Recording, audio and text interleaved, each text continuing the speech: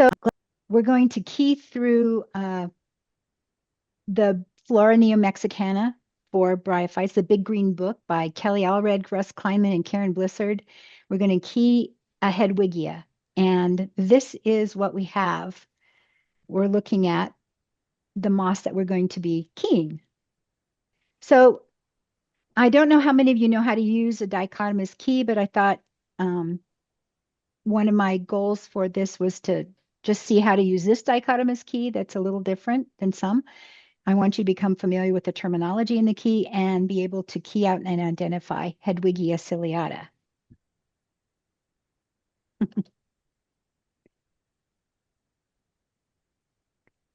So first, what you have to do is find a moss to look at. This is our moss. I found it at Young Gulch Trail in the Poudre Canyon in Roosevelt National Forest in Larimer County in Colorado at 6,500 feet in an open coniferous forest on rock, which I think was granite. And those are all important things to note. You have information that the keys will use. So this dichotomous key is made up of numbered pairs, and each pair of numbers, there's 2 1s, 2 2s, 2 3s, is called a couplet. And there are 2 choices for each number in the couplet that you're going to answer yes or no to. This is what it looks like. There's the first one and the second one, and in between are numbers couplets 2, 3, and 4, which is based on what the answer is that you give to this first one. If you say yes, you go down to the next couplet number. If you say no, then you end up going to the second of that number and you go on from there. But that is why sometimes you will see what I'm doing is skipping this stuff if it doesn't apply to what we're doing, and the numbers will go from 1 to 5. And so that I didn't want that to be too confusing. So if you say yes to this first one, then you go right to the next couplet number. If you say no, you go to the second part of the number 1 couplet, just to let you know that's how it works. So let's get started. Plants Acrocarpus. I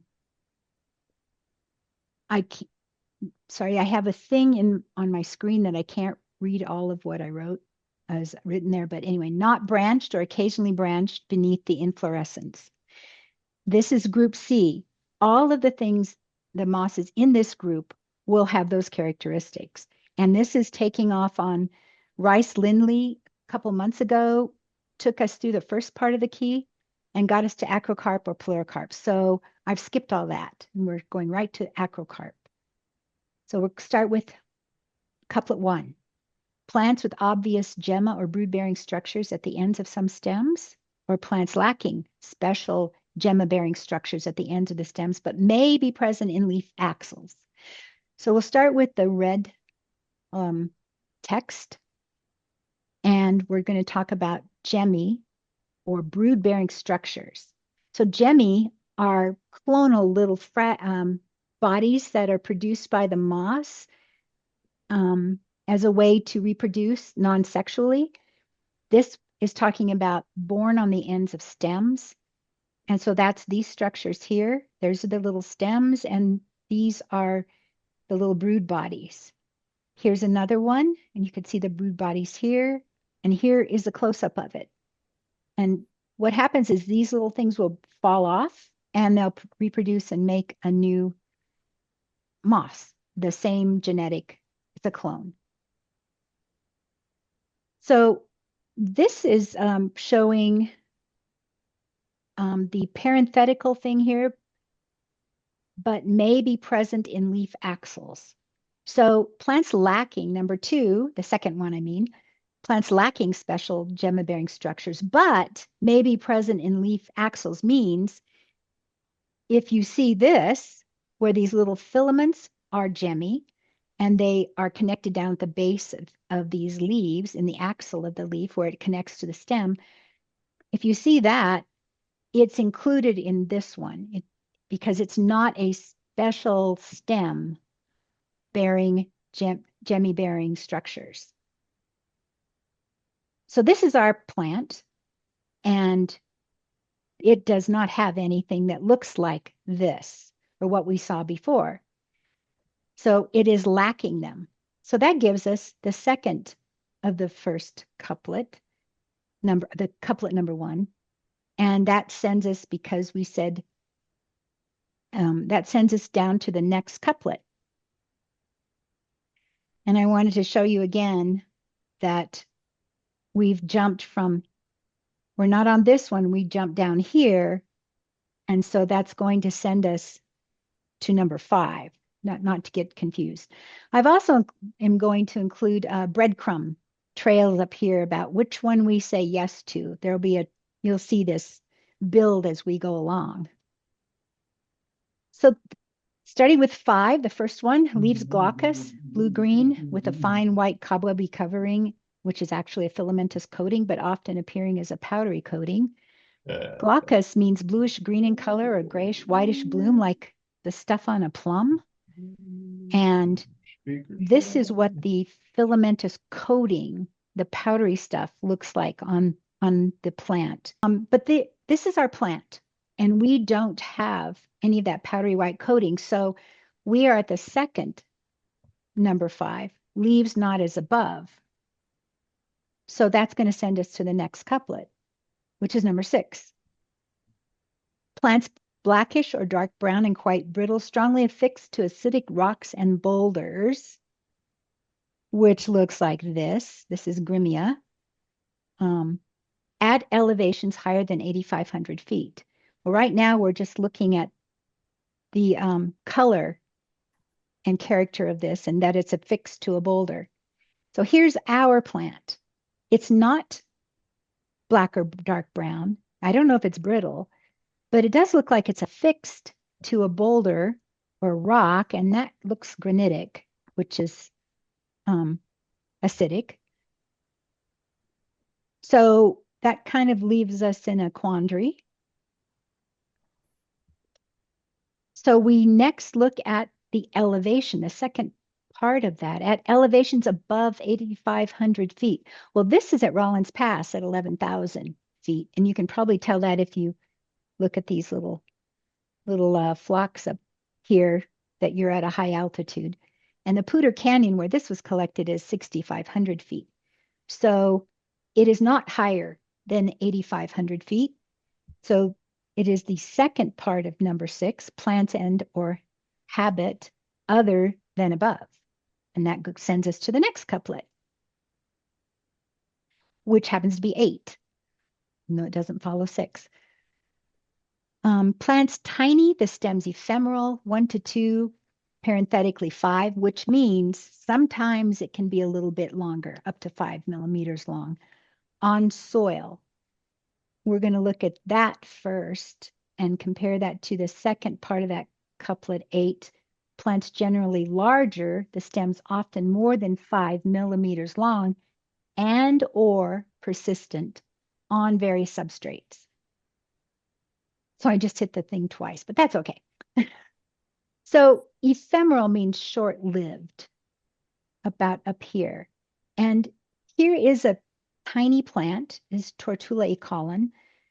This is the plant, the entire plant. Here is the scale. You can see that that little plant is probably only 2 millimeters at the most.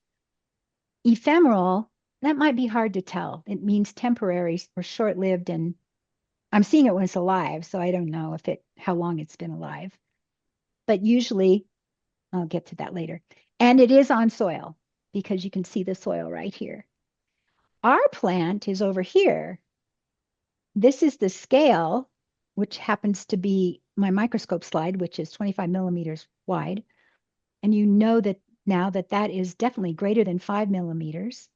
It is probably persistent, not ephemeral, because it is so large, which means persistent. It's there from year to year. And it has probably where these branching places happen could very well be different growing seasons. So we so far have hit this one pretty well. But I want to take us through the rest of this because there's some interesting things to understand in the second part of these couplets. Capsules spherical, immersed, lacking a dehiscent operculum and rupturing when mature, cleistocarpus. So what is that? Well, an operculum is this cap that's on the top of a capsule. This is whole thing is the capsule, and this is the operculum. It is attached until it's mature right here, and it will split or unzip by this really cool photograph. These are by Kleinman and Blisard. They're they have there are these wonderful photographs. They're in the big green book that unzip this part from this part. And so the operculum comes off. This unzipping is referred to as dehiscence. So this is a dehiscent capsule. And go ahead.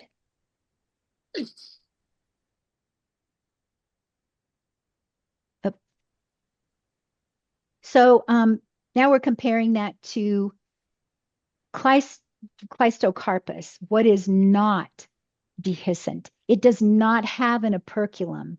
See, this is just the whole roundish capsule, no operculum. And when it's mature, for the spores to get out of the capsule, it ruptures and nothing really falls off. It just tears a hole in it and the spores come out. So that's cleistocarpus.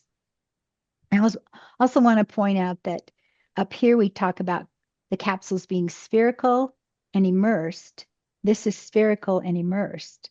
This is elongate, which is down here usually, well, this isn't our moss. Here's our moss. So this capsule is spherical. It has, so that doesn't work because up here it's saying they're spherical and immersed and lacking a dehiscent operculum. And yet, here is the operculum, and here's the annulus, and this is what it looks like when that operculum comes off. It is dehiscent. So we have to pay attention to the words like usually and lacking and the evidence, the criteria of the second part of number 8 fits our moss. So that's what we're going to go with and go on to the next one. So leaf cells, the first of the couplet 10 is leaf cells smooth, neither papillose prorate nor bulging mammalose. I'll show smooth first, and then I'm going to separately go through papillose prorate and bulging mammalose. So these are just a couple of leaves, good old leaves, and you can easily see the cells in them.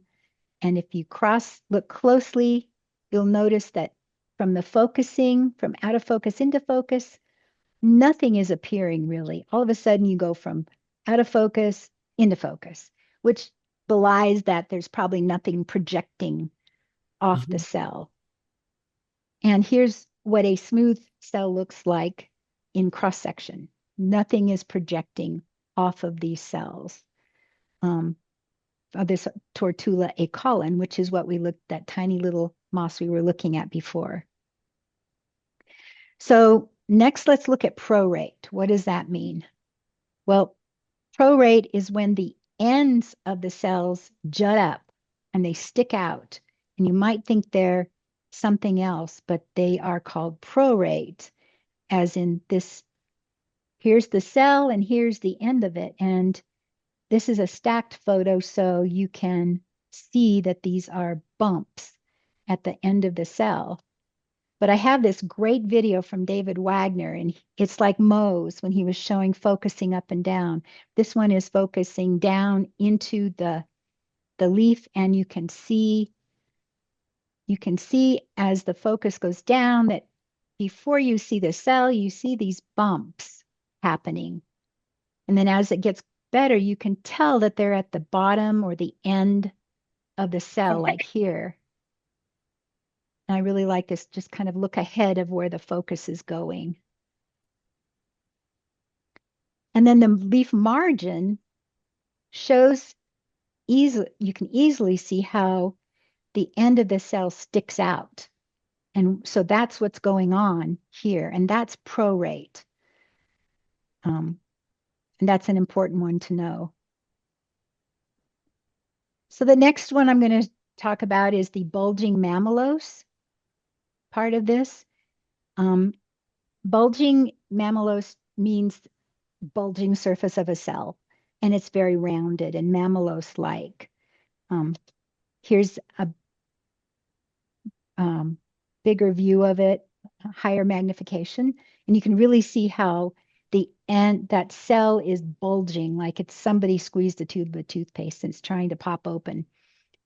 I also wanted to let you know that this is bulging on the adaxial side. Adaxial is the side facing the stem, and this is the abaxial side, and it is not bulging. And this is the back of the leaf, and back has a B, and so does abaxial. That's how I remember it. Plus, a lot of costas stick out on the back of the leaf, and like your spine does. Anyway, I just wanted to let you know that those terms are used and give you a little introduction to them. So that takes us back to papillose. That's the term we haven't done yet. And a papillae is a minute solid protuberance from the surface of a cell, variously formed. It can be domed, it can be branched. And this picture shows again the focusing. As you focus down from out of focus to in focus, you can see the little bumps appearing. And on the surface of the cell here, you can really see these papillae sticking up. These are simple papillae, and in this one. And here is a cross section of papillae, and you can see them sticking out of the cells on both sides. So here's our moss, and here are the papillae on the cells of this moss, of the one we're keying out. And here's a great cross section. Well, these photographs by Michael Luth, and both of them are really great, showing how those papillae stick out. This is my cross section of our moss, which isn't as clear, but you can see that it has papillae. So it's a yes on the second number 10. So we'll go on to the next group, which takes us to group C2. Now, in this group, all plants are acrocarpous with papillose prorate or bulging mammalose cells. So the first couplet says leaf cells bulging mammalose on the adaxial side. That's the front face of the leaf. Flat on the abaxial side, which is the back, but not papillose nor prorate. But we already saw that one. And our cell is not that because our leaf cells are papillose. And that would be that, except what is this C hymenoloma with cuticular stria appearing as lines in face view and as small papillae in cross section? I want to show you what that is. I've been working with hymenoloma at the herbarium a lot. Probably looked at 60 different samples of it. And what you'll see for cuticular stria, if you're looking at the cell, this is under pretty high power, you'll see these little tiny lines, and they are ridges that are on the cell. In cross section, they will look like tiny little papillae. Sometimes they can even be a little bigger than that. And so if you see this in cross section, you say, wow, they're irregular, they're so tiny. Look for stria. Search for them in different parts of the leaf. It'll really vary where they are. So we know that this is falsely papillose. Shame on it. Trickster. So we have the second choice, the second incidence of couplet 1. Going on. To number 3, leaf cells prorate, the ends of the cell walls projecting. Oh, we already did that.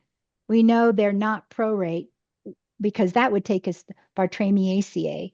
So it's not that. Our leaf cells are not prorate, but papillose over the lumen. So I threw in another term. What is a lumen? Well, I'm not sure this is really great. The green spaces here in this cross section of Hedwigia ciliata is the lumen of the cell. It's the opening or the cavity. The yellow, it indicates the cell wall, and the red are the papillae. And this is just to show that the papillae are right over the lumen. They're not where the cell wall would be, or I don't know where else they'd be besides on the cell wall, but it's right over the cell cavity. And here is our moss, and here are all the papillae. And you can see these lines right here are the cell walls, and it's hard to see the cross walls because the papillae are branched and they stick out over, obscuring the view a little bit. But these cells, these papillae are over the lumens. So that gives us 3. They are not prorate, they are papillose. So on we go. Yeah, we're moving on. To number 4. Alar cells usually inflated, usually orange or brownish, gemma borne at the ends of naked stalks. We've already been there at the very beginning. So we know right away that it can't be this one. It has to be gemma bearing stalks as above absent. But what about those alar cells? What are they? Well, they are specialized cells that are at the basal angles of the leaf where the leaf attaches to the stem. They're on the corners usually. Well, they are on the corners, but they can be bigger than that. These are inflated and orangish, and you can see it here too. They are bigger than the other cells by quite a bit, and they're often clear. Even though they're orangish, the walls will be a little orangish. So that's what that the inflated orangish brownish is referring to. Here's our leaf. And here is the alar area, which is enlarged here. And you can tell these little cells do not look inflated. But what is with the orangish brownish, huh? Fortunately, we don't have to worry about that because we know the gemma bearing stalks are absent. So what we're looking at is a preponderance of evidence. And it says that this one, right, we don't have gemma bearing stalks, but this is our couplet choice, the second one. And we move on. We're getting there. Number 5 says leaves lacking acosta or leaves with acosta. Well, acosta is the thickened midrib. Sometimes it's called the nerve of a leaf. They can come in lots of shapes and sizes. This one's very thick, doesn't quite go to the end of the leaf. Often they will, or they'll extend beyond. This one has a more punier costa that only goes about 2/3 of the way to the apex. And this leaf has a little short forked costa. It's very small. So here's our leaf. And look at this area. It is ecostate. It does not have a costa. So leaves with a costa? Nope, not ours. The leaves are lacking a costa, which gives us number 5, which puts us in the family Hedwigiaceae. Yay. So we go to the family Hedwigiaceae in the big green book, and they're listed alphabetically, so it's easy to find, and we only have one couplet to deal with. Either the leaf apices or the tips of the leaf are hyaline or they're colored. This is what hyaline means. It's colorless. And this is happens to be a hair point, which can be an extension of the costa without any chlorophyll in it. So it's whitish, it's colorless. Here's the two plants that this couplet is talking about. Our plant is on the right, and you can see that the tips of these leaves are white, which means they have no color. This one, which is Brownia, I don't think it's colorless on the tips, but from this photograph, it's a little hard to tell. So, what do? You pull a leaf off and look at it. And we can see that the Brownia leaf is colored, tip, apice, and the Hedwigia one is hyaline. So that gives us Hedwigia. Ta-da! We made it there. There will be the Flora has a description of Hedwigia, which is named after Johanna Hedwig, the father of bryology, back in the 1700s. I've colored in green the characteristics that we just looked at. The stems to Cladocarpus. I missed that one, but the stems to 10 centimeters tall or long. It was very long. The hyaline portion can be up to 55% of the leaf length. It's strongly papillose that we saw. The parachaetal leaves are conspicuously ciliate. And in the leaves that are around a capsule are called the parachaetal leaves. And these little hairy cilia-looking things are what make it ciliate. And if you see a diagram, which I didn't put in, of these leaves, you can see the cilia coming off of them. It's pretty cool. It's very obvious when you find a capsule of ciliata. And it occurs on rocks and boulders in the mountains. So if you're out hiking around and you see sprawling moss on rock, like granite, with white leaf tips that are flattened against the stem when it's dry, because they hug the stem when they're dry, that's called gylaceous. And the leaves are concave when wet. See the little concavity here? There's like, it'll hold water. It's like a little boat. And it has ecostat. It is ecostat, no costa with hyaline apices. You have Hedwigia ciliata. I thought I'd this is for the California people.